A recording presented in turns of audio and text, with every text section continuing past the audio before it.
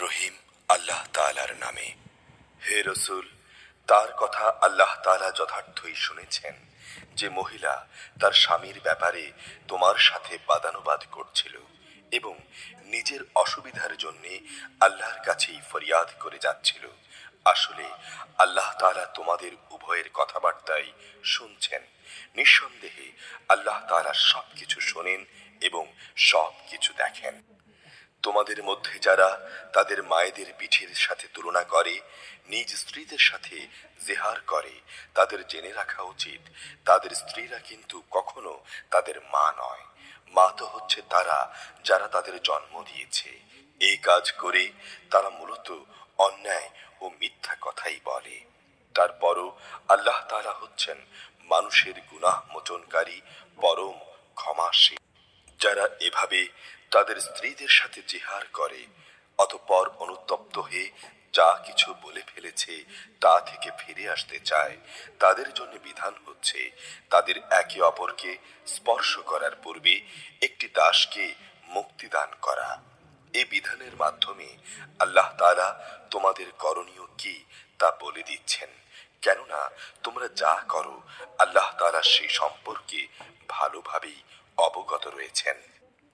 যে ব্যক্তি মুক্তিদানের জন্য কোনো দাস পাবে না, তার বিধান হচ্ছে তাদের একে অপরকে স্পর্শ করার আগে একাধারে 2 মাসের রোজা পালন করা।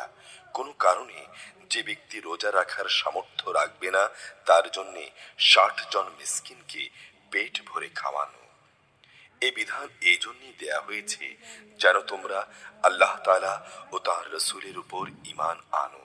এ হচ্ছে আল্লাহর নির্ধারিত সীমারেখা। যারা এই সীমা অস্বীকার করে তাদের জন্য রয়েছে মর্মন্তুদ শাস্তি।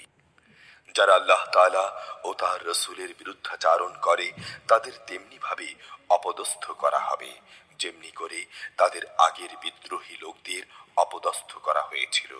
আমি তো আমার আয়াতসমূহকে সুস্পষ্ট করে নাজিল করে দিয়েছি। যারা এসব আয়াত অস্বীকার করে তাদের জন্য অবশ্যই অপমানকর শাস্তি রয়েছে। যেদিন আল্লাহ তাআলা এদের সবাইকে পুনরায় জীবন দান করবেন, তখন তিনি তাদের বলে দেবেন তারা কে কি করে এসেছে। আল্লাহ তাআলা সে কর্মকাণ্ডের পুঙ্খানুপুঙ্খ হিসাব রেখেছেন, অথচ তারা নিজেরা সেই কথা ভুলে গেছে। আল্লাহ তাআলাই হচ্ছেন তাদের সব কিছুর উপর সাক্ষী। তুমি কি কখনো এটা লক্ষ্য করনি যে আসমান সমূহ ও জমিনে যা কিছু আছে আল্লাহ তাআলা তা সবই জানেন? কখনো এমন হয় না যে 3 ব্যক্তির মধ্যে কোনো গোপন সলা পরামর্শ হয় এবং সেখানে চতুর্থ হিসেবে তিনি উপস্থিত থাকেন না, এবং 5 জনের মধ্যে কোনো গোপন পরামর্শ হয় যেখানে ষষ্ঠ হিসেবে তিনি থাকেন না। এ সংখ্যা তার চাইতে কম হোক কিংবা বেশি, তারা যেখানে থাক না কেন তিনি তাদের সাথেই আছেন। অতঃপর কিয়ামতের দিন তিনি তাদের বলে দেবেন তারা দুনিয়ায় কি কাজ করে এসেছে। আল্লাহ তাআলা সর্ববিষয়ে সম্যক অবগত রয়েছেন। তুমি কি তাদের লক্ষ্য করো না যাদের আল্লাহ তাআলা ও তাঁর রসূল সম্পর্কে গোপন কানাঘুষা করতে নিষেধ করা হয়েছিল, কিন্তু তারা ঠিক তারই পুনরাবৃত্তি করল যা করতে তাদের বারণ করা হয়েছিল। তারা একে অপরের সাথে সুস্পষ্ট গুনাহের কাজ, মাত্রাতিরিক্ত বাড়াবাড়ি ও রসূলের নাফরমানির ব্যাপারে কানাঘুষা করতে লাগলো। অথচ এরা যখন তোমার সামনে আসে তখন তোমাকে এমন ভাবে অভিবাদন জানায় যা দিয়ে আল্লাহ তাআলাও কখনো তোমাকে অভিবাদন জানান না। আর এ প্রতারণার সময় ওরা মনে মনে বলে, আমরা যা বলছি তার জন্য আল্লাহ তাআলা আমাদের কোনো প্রকার শাস্তি দিচ্ছেন না কেন? তুমি বলো, জাহান্নামী তাদের শাস্তির জন্য যথেষ্ট। তার আগুনে তারাই দগ্ধ হবে। কত নিকৃষ্ট সেই বাসস্থান!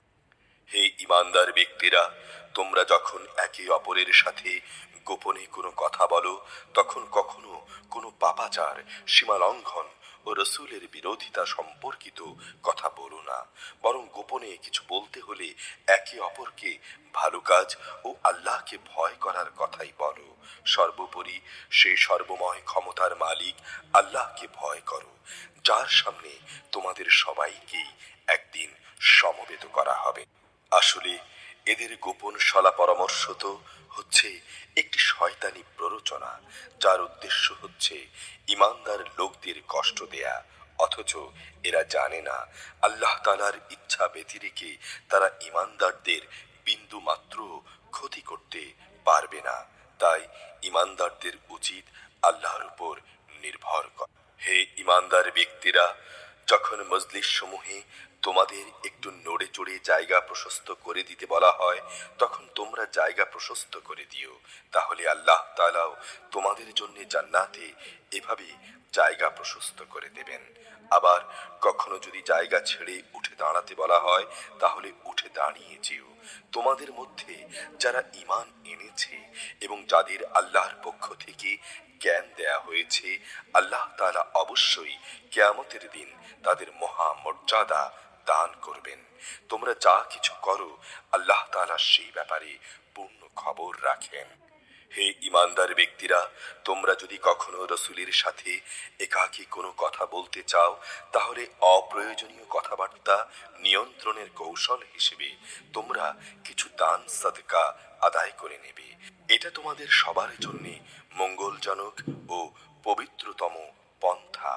অবশ্য সাদাকা আদায় করার মতো তোমরা যদি কিছু না পাও, তাহলে দুশ্চিন্তা করো না, কেননা আল্লাহ তাআলা ক্ষমাশীল, পরম দয়ালু। তোমরা কি তোমাদের একাকী কথা বলার আগে সাদাকা আদায় করার আদেশে ভয় পেয়ে গেলে? যদি তোমরা তা করতে না পারো এবং আল্লাহ তাআলার স্বীয় করুণা দ্বারা তোমাদের ক্ষমা করে দেন, তবে তোমরা নামাজ প্রতিষ্ঠা করতে থাকো, যাকাত আদায় করতে থাকো এবং আল্লাহ তাআলা ও তার রাসূলের আনুগত্য করতে থাকো। তোমরা যা করছো, আল্লাহ তাআলা অবশ্যই সে সম্পর্কে পূর্ণ ওয়াকিফাল রয়েছেন।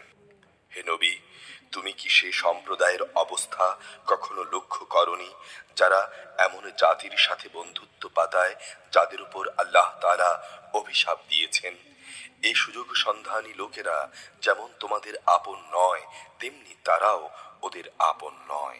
এরা জেনে শুনে মিথ্যার উপর শপথ করে। আল্লাহ তাআলা তাদের জন্য জাহান্নামের কঠোর আযাব প্রস্তুত করে রেখেছেন। অবশ্যই তারা যে কাজ করছিল তা জঘন্য অপরাধের কাজ। তারা তাদের শপথগুলোকে স্বার্থ রক্ষার ঢাল বানিয়ে নিত, অতঃপর তারা মানুষদের আল্লাহর পথ থেকে ফিরিয়ে রাখত। তাদের জন্যই রয়েছে নানা লাঞ্ছনাদায়ক শাস্তি।